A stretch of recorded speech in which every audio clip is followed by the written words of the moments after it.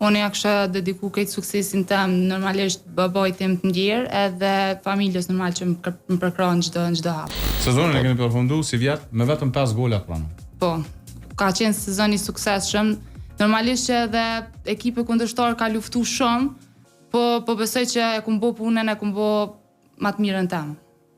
Trajner, kur e shikon retrospektiv sezonin, sa ka qenë i vështirë dhe sfidues ky sezon për me arrit deri te titulli kampionit skuadra Mitrovicës? Realisht na e kum përcjellë futbollin e femrave edhe kur kam qenë te meshkuj si trener, më ka interesuar gjithmonë KFF Mitrovica se ka pas një futboll të bukur.